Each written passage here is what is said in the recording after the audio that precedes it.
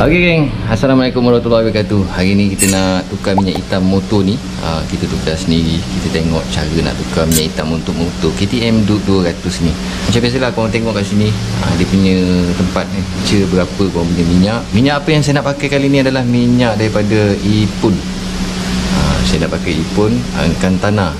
Okey, siap ada ester 1050, 100% sintetik. Okey, fully static. Minyak daripada Ipon. Ipon ni saya pernah pakai, memang best. Okey, kalau korang tak percaya korang boleh cuba. Motor korang jadi ringan and sedap. Lepas tu kita disertakan oleh filter lah. Okey, filter pastikan original daripada KTM. Okey, and then kita akan masukkan minyak nanti. Kita tengok nafas dia macam mana. Sebab dah sampai waktu untuk saya servis. So jom kita tunjuk cara kita nak servis dulu motor KTM Duke ni. Jom. Macam biasa korang buka nut ni, nut untuk korang buang minyak silinder ni. Okey, tengok saya berapa? 18mm. Okey, so 18mm. Cuba korang masuk. Okey, masuk ke sini, ngam. Nampak tak ada gap. Maknanya memang untuk dia lah 18. So korang buka aje.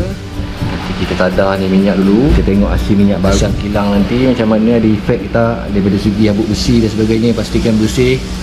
Lepas tu nanti kita akan masukkan minyak baru. Sekejap proses untuk buang minyak ni dulu makan masa. And then kalau korang nak lapik-lapik ni, okey, lapik sikit supaya tak kena dia exhaust. Alright, jom. Okey, so buka daripada nut ni. Saya dah longgar dah ni. Okey, buka. Buka je.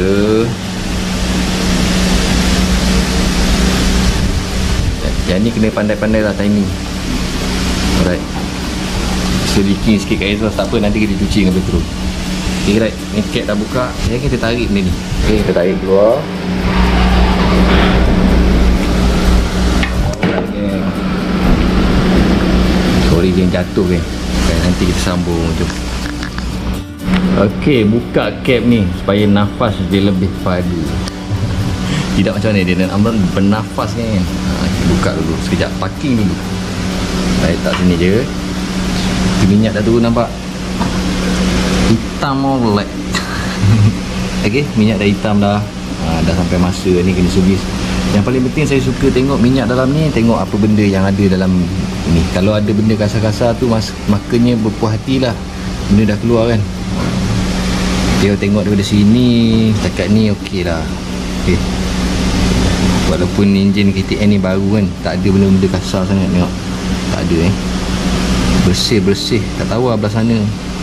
Biasanya habuk-habuk besi ni kita boleh nampak. Sekarang dah clear. Ada sedikit aluminium nampak.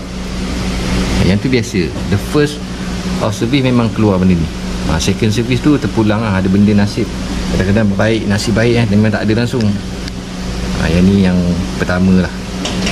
Ok, so jom kita settlekan filter pula.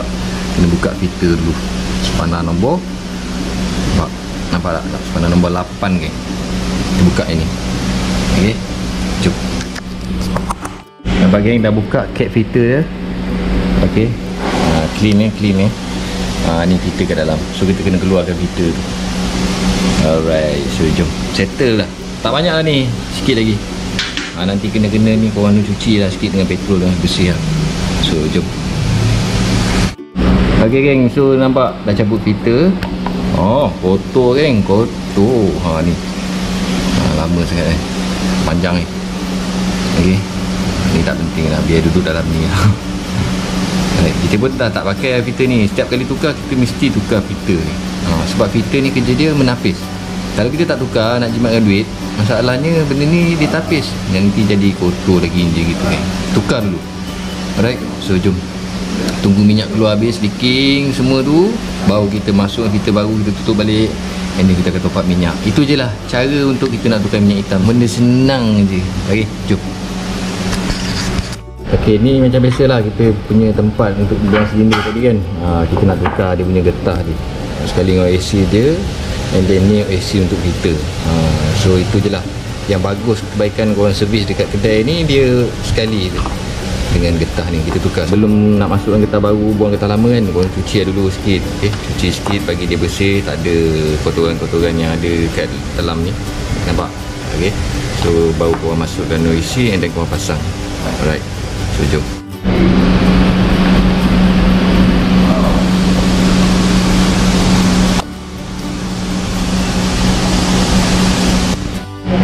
Okey, jom kita masukkan minyak daripada Ipon 1050 katana.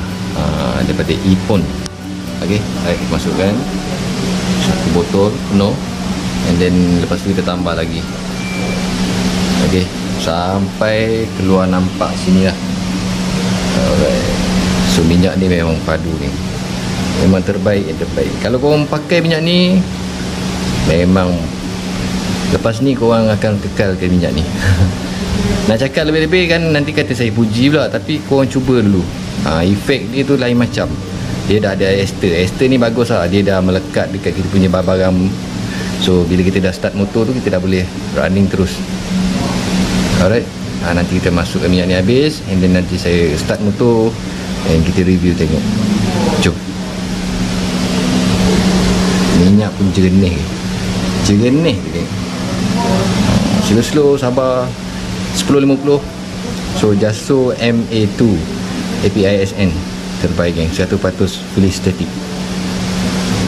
Okey, dah siap tukar minyak, jom start.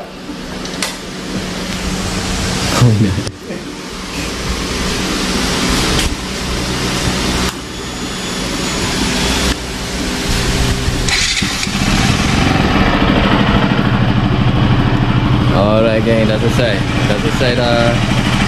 Tukar minyak baru, nafas baru, cek dulu tak ada bocor kan. Itu paling penting kan. Lepas tu dah ngam lah. Wah.